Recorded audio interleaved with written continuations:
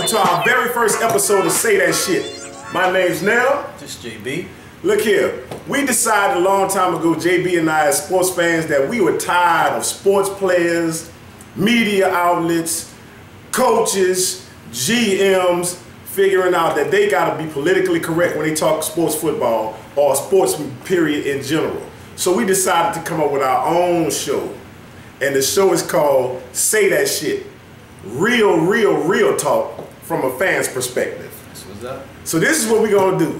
We're gonna give you something brand new every week, whether it be about the Saints or whether it's about whatever sports of your choice. You'll have your media outlets to reach us at Real Talk Say That Shit 1 on Twitter, or follow us on Twitter, or at saythatshit@gmail.com. Send us your comments and your posts, and hopefully we'll get back to you next week, and maybe we'll put one of your suggestions on the show. But for right now, we're gonna give you some real new shit that's coming straight from the NO about these Saints of ours.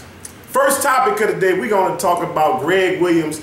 And JB, you think it's time for Gregg Williams to get the fuck out of here? I think Gregg Williams, it's time to get the fuck out of town. I need to know why, dog. What's up? Well, I'm gonna tell you like this here. He's been having 3 years to get his act together. 3 years this defense has struggled. 3 years we've been at the bottom of this motherfucking league in defense. Right. 3 years he hasn't taught anybody how to tackle, how to play zone defense, how to play base defense. All he does is blitz, and we get beat every time we do that. So it's time for him to roll out. We've given him talent. We've given him Breo Franklin.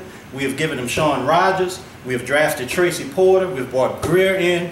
We have not done a good job giving him linebackers. Right. But a defense is like a coach. A coach is like a chef in the kitchen. You know what I'm saying? Even if you don't give him the best ingredients, he can still give you something that don't taste like shit. And Gregg Williams, every time he serves up this motherfucking defense, it smells and tastes like shit. So let me ask you this, JB. What do you think about Will Smith? You know, Will Smith's been a decent player for us, man. He's had some 10-sack seasons, but over the last few years, man, seems like to me like the dude is just getting fatter, and he's not what we think is a prototypical defensive end in this league. When you're looking at the defensive ends from the Giants, you know, like the OCs of the world, and this boy Jason Pierre-Paul, you know, you see a slim fit, real bona fide pass rusher. What do you think we need to add or subtract from this team, man? Well, definitely we need to go out and get some defensive ends that can affect the passer. This is a passing league. And the way you're going to beat the top passing teams in this league, the leagues that are going into the playoff, the teams that are winning Super Bowls and winning playoff games, is that you have to affect the quarterback. We see it all the time with Drew Brees. Right. When he gets pressure, there's problems. So you have to get you a smaller, more leaner defensive end. No more fat motherfuckers coming off the end. It take them all day to get there. You got to get guys that can pressure the passer, put pressure on the passer, make him do things that are not within his nature, so that you can affect and win a ball game that way. I got you, man. I feel the same way. I mean, I think I see some good ball playing from Junior Gillette. It seems to me like they don't want to put Junior Gillette in the game on a regular, consistent basis. I don't know what it is about Gregg that he feels like he needs to, you know, play this carousel on every position. He's got to put, you know, he's got to put these guys on. He got to rotate defensive ends, rotate defensive tackles. Man, this is a rhythm game as well. And I feel like, you know, when you have a young ball player, I don't feel like he can, you know, he can get his rhythm by being in and out of the game every other play. I mean, you agree with that or what? I agree with that. I mean, when you look at Junior Gillette, he has, I think, about 3 or 4 sacks right now. He's hardly even playing. Will Smith, I think, has 6.5, correct, 5.5 sacks. Now, if you start Junior Gillette on one end and you give him 100% of the playing time, then you're going to see that sack total go up. He's a hungry guy, he's a lean guy, and he affects the pass. If anybody watches the game, DVR it, watch the game. You can see how this guy gets into the backfield and he's affecting and pressuring the passer, and that's what we need to have happen. Gregg Williams, this is the reason why I said it's time for him to go, because he's not recognizing what we need in today's NFL in order to win games and be good on defense. Green Bay's defense statistically is almost as bad as our defense, but the one thing that they have is that they can affect the passer. They can pressure the passer, and that's why they get turnovers, and that's why their defense, even though it is statistically worse than our defense, their defense is better because they get pressure on the passer, and that in turn gives you turnovers, and that allows that powerful offense to get going. And we are in the same boat. We don't need big defensive ends to stop the run. We need to pressure the passer, get those turnovers, and give it to Drew Brees and let him do his fucking thing. And our Super Bowl run in 09, we were a beast at turning the ball, creating turnovers. And that's the difference between us and Green Bay right now. They got better athletes than us, I think, as well.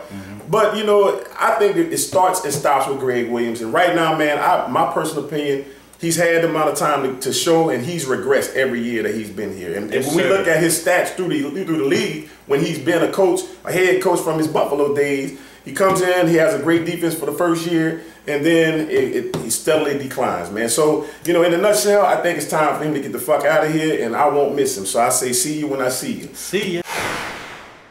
You know, the next topic we're going to talk about, JB, is something that's real near and dear to our heart. We argue and go at it hard about this conversation all the time, man, and I think it's time for us to put our fans in the play and see what they think about it as well.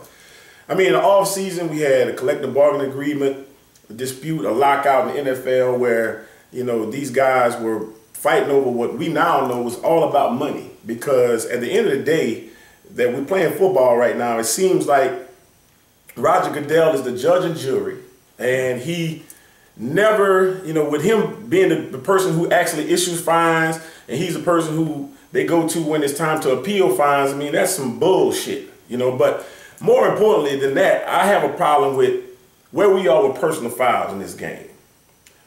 This shit is becoming ridiculous. Absolutely. You know, I feel like, man, these guys are, the referees, they have the ability to call bang plays, and they have the autonomy to just decipher what they perceive to be illegal hit, and they're just throwing a flag immediately on every hit that seems to be violent or vicious. Last time I checked, man, this is a fucking football. This is not flag football, but it's becoming flag football, and I don't see where we're gonna go. This is gonna end up costing somebody some real games down the line. What you think about that? Well, I agree with you. I think Roger Goodell is at the source of the problem.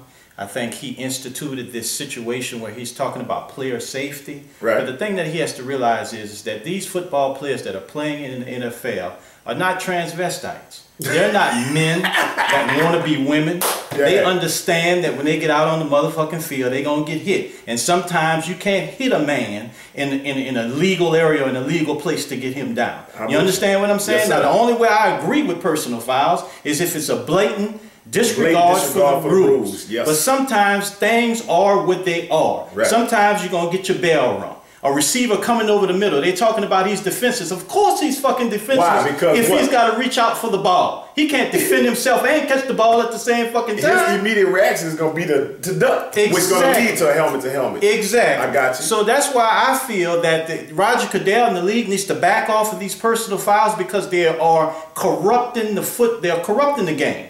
You know, it should be the NFL, not the NHL, the National Hockey League. You see what I'm saying? Yes, sir. These players understand that it is time to put their helmets. When it's time to put their helmets on, they understand that contact is going to be made. That's and I don't right. think these players are complaining. I think these players realize that these fouls and these penalties are costing people field position, it's costing people games, and eventually it's going to cost somebody a championship. Yes, sir. And then they're going to want to step in and change the rules after somebody else is wearing your ring. I agree. You understand what I'm saying? I agree. So I agree that they need to back off this situation. And for any NFL player that's going to come in and say, oh, we need to have player safety rules in place, right. Trade your nuts in for a set of titties. Because this ain't for you, bro. It ain't for you. That's right. Hey, bro, Richard, that is some bull. That's some fucking. That's some real shit for your ass right there. We want to thank you guys for tuning in to our very, very first ever episode of Say That Shit. That is SAYDATSHIT. Real talk from a fan's perspective.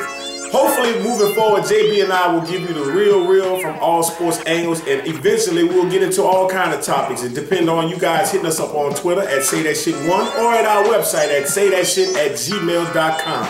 But for right now, me and JB gonna bid you good night by saying, say that shit.